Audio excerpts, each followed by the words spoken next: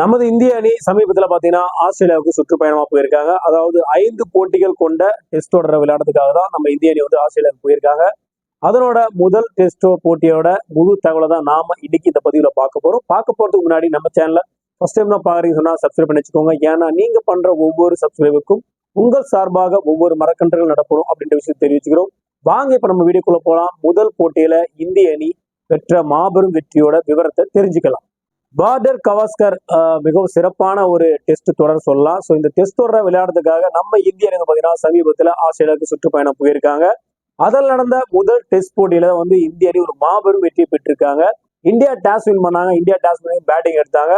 அதுல முக்கியமான காரணம் நம்முடைய இந்திய அணியின் டெஸ்ட் கேப்டன் வந்து பாத்தீங்கன்னா ரோஹித் சர்மா இந்த மேட்சுக்கு போல. அதற்கு பதிலாக ஜஸ்பிரீத் பும்ரா வந்து பாத்தீங்கன்னா இதுக்கு பதவியை வந்து தலைமை பதவியை அவர் ஏற்றுக்கிட்டாரு. ஸோ கேப்டனா வந்து அவர் செயல்பட்டாரு. ஸோ இதுல ஃபர்ஸ்ட் போட்டியில இந்திய அணி பேட்டிங் பண்ணும்போது கிட்டத்தட்ட வெறும் 150 ரன்களுக்கு வந்து பாத்தீங்கன்னா அனைத்து விக்கெட்டுகளும் இழந்துட்டாங்க. இதுல குறிப்பா வந்து பாத்தீங்கன்னா ரிஷப் பண்ட் ஒரு 37, அதுக்கப்புறம் பாத்தீங்கன்னா நிதிஷ் ரெட்டி அவர் வந்து பாத்தீங்கன்னா ஒரு 41 ரன். மற்றவங்க யாருமே வந்து பெருசா ரன் அடிக்கல. ஆஸ்திரேலியாவோட பந்து வீச்சு ரொம்ப சிறப்பா இருந்து சொல்லலாம். இந்திய அணி என்ன இப்படி தடுமாறிட்டு இருக்காங்க, கண்டினியூ பண்றாங்க அப்படின்ற மாதிரி ஆயிடுச்சு. இதனால இந்திய அணியோட டெஸ்ட் சாம்பியன்ஷிப் போட்டியோட முதல் இடத்துல இருக்கிற இந்திய அணி பாத்தீங்கன்னா அவங்களோட பாயிண்ட்ஸ் குறைய வாய்ப்பு இருக்கிறதா பார்க்கப்பட்டுச்சு. இது ஒரு பேசும் பொருளா இருந்தது. ஆனா இதுக்கு அடுத்து ஃபர்ஸ்ட் இன்னிங்ஸை விளையாட வந்த ஆஸ்திரேலியா அணியோட பேட்டிங் தரவரிசையை நம்மளுடைய இந்திய அணியின் பந்து வீச்சாளர்கள் சரவெடியா வந்து வெடிச்சு செதற விட்டாங்கன்னு சொல்லலாம்.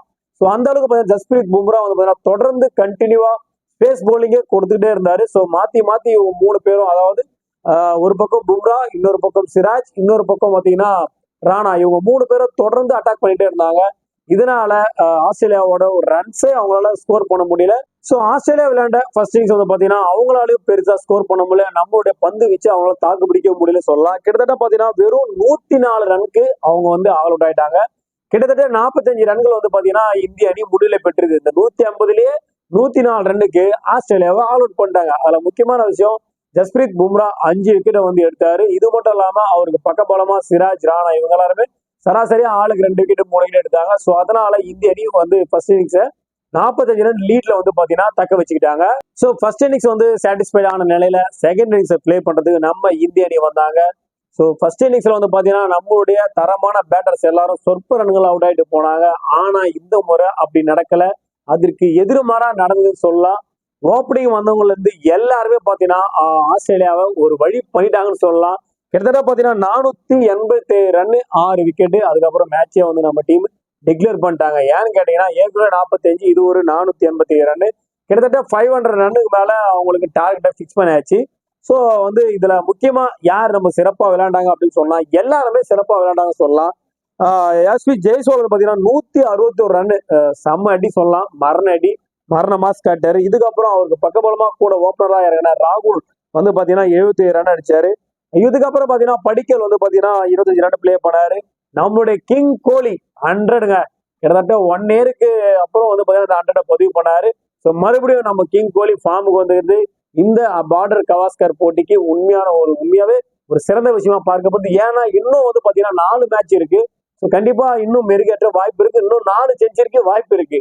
ஸோ செஞ்சுரி ரெக்கார்டை பீட் பண்றதுக்கும் வாய்ப்பு இருக்கு அப்படின்ற விஷயமா பார்க்கப்படுது. ஸோ விராட் கோலி ஃபார்முக்கு வந்து உண்மையான சிறப்பான விஷயமா பார்க்கப்படுது. இதனாலதான் இந்திய அணி பாத்தீங்கன்னா 487 ரன் கிட்டத்தட்ட. ஸோ இதனால வந்து பாத்தீங்கன்னா இந்திய அணி 487 ரன் அடிச்சதுக்கு அப்புறம் 500 ரன் டார்கெட்டை பிக்ஸ் பண்ணிட்டு மேட்சை வந்து டிக்ளேர் பண்ணிட்டாங்க.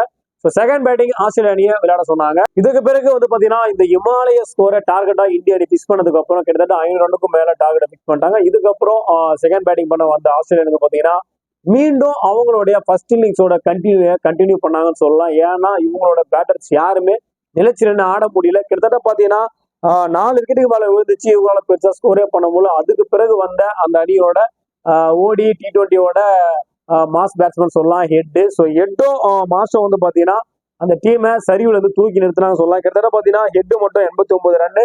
இதுக்கப்புறம் அவர் கூட பக்கபலமா அந்த மாஸ் வந்து பாத்தீங்கன்னா 47 ரன். அதுக்கப்புறம் அலெக்ஸ் மே வந்து பாத்தீங்கன்னா 36 ரன். இவங்களால அவ்வளவுதான் ஸ்கோர் பண்ண முடியும். இதனாலதான் செகண்ட் இன்னிங்ஸ்ல வந்து பாத்தீங்கன்னா 238 ரன் வந்து ஆஸ்திரேலிய அணி வந்து அடிக்க முடிஞ்சது. கிட்டத்தட்ட ஒரு மாபெரும் வெற்றியை வந்து இந்திய அணி ஃபர்ஸ்ட் டெஸ்ட் மேட்ச்ல பெற்றிருக்காங்க. இந்த பார்டர் கவாஸ்கர் போட்டியில கிட்டத்தட்ட பாத்தீங்கன்னா இந்திய அணி 295 ரன் டிஃபரெண்ட்ல வந்து பாத்தீங்கன்னா ஒரு மாபெரும் வெற்றி பெற்றிருக்காங்க. ஸோ இதன் மூலியமா இந்திய அணிக்கு ஒரு பெரிய தன்னம்பிக்கை கிடைச்சிருக்குன்னு சொல்லலாம். இது மட்டும் இல்லாம டெஸ்ட் சாம்பியன்ஷிப் போட்டிக்கான தகுதியை வந்து இந்திய அணி தக்க வச்சுக்கிட்டாங்க அப்படின்ற விஷயமா பார்க்கப்படுது. இன்னும் மீதமா வந்து 4 போட்டிகள் இருக்கு. ஸோ கண்டிப்பா இந்த 4 போட்டியில இந்திய அணி ஒரு மரண அடியை கொடுப்பாங்க ஆஸ்திரேலியாவுக்கு அப்படின்றது எந்த விதமான மாற்று கருத்து இல்லை. ஸோ கண்டிப்பா இந்த பதிவு மூலியமா இந்திய அணி ஆஸ்திரேலியாவோட ஃபர்ஸ்ட் டெஸ்ட் மேட்சோட முழு தகவல் நீங்க தெரிஞ்சுட்டு இருப்பீங்க. ஸோ கண்டிப்பா நீங்க தெரிஞ்சிட்ட மாதிரி உங்களுடைய கிரிக்கெட் ஃப்ரெண்ட்ஸ் தெரிஞ்சுக்கணும்னு நினைச்சீங்கன்னா கண்டிப்பா உங்களுக்கு ஷேர் பண்ணி விடுங்க இந்த வீடியோவை.